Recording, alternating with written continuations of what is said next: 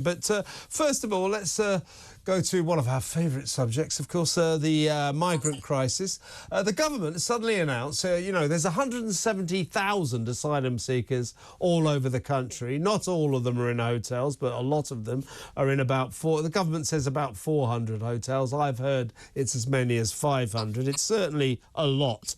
Anyway, it's going to kick migrants out of 50 of the most luxurious hotels. So a lot of these hotels, they're great big sort of spa centres in the country, old stately homes converted, lovely places, 4 stars, golf courses, you name it, they've got it, all the swimming pools. Anyway, the government has announced it's going to kick the migrants out of 50 of the most luxurious hotels and put them into budget joints. Let's just have a listen to Immigration Minister Robert Jenrick announcing details on this. We'll put that video up as soon as we get it. It's almost ready, but we'll put it up when they get it ready. So you tell me what you think about this. It seems to me, I mean, it's classic gesture politics. Yes, good idea. Why are they in 4-star, £200, £300 a night hotels, with swimming pools and golf courses and spas? What are they doing there in the first place?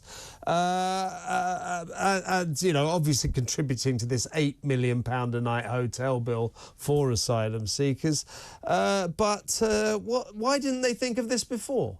Why suddenly? Why suddenly are they saying? But this sums up this government. They're now trying to correct policy mistakes that they themselves made.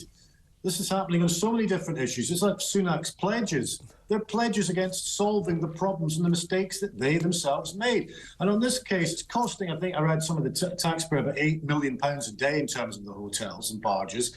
But it's not actually solving the problem. The problem is deeper than this, as we've discussed before, Kevin. It's the lack of effective logistics and management in terms of immigration, full stop. We recognise the benefits of economic immigration. A country needs economic immigration, but what we don't need is basically this, where communities have no say in the matter in terms of the immigrants who are arriving, the hotels that they're staying in, at great cost to the taxpayer.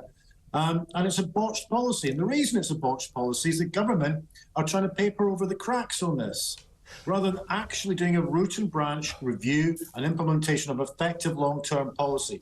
And because they haven't solved this problem, like many other infrastructure problems and public sector problems as well, it's causing huge resentment. And this is one of the many reasons why this government are more than 20 points behind in the polls, because people don't trust them in terms of their motives, but also their implementation of policy. Yeah, exactly. What has he done in the last year? Yeah. He's talked a lot of talk, but he's not actually implemented anything that's on the benefit for citizens and communities around the country. And immigration is a perfect example of this. Does he really think that the whole of the electorate will go, oh, wait a minute, Rishi has moved some migrants out of some luxury hotels? That's a game changer. I'm going to vote Tory now. It's just getting so desperate.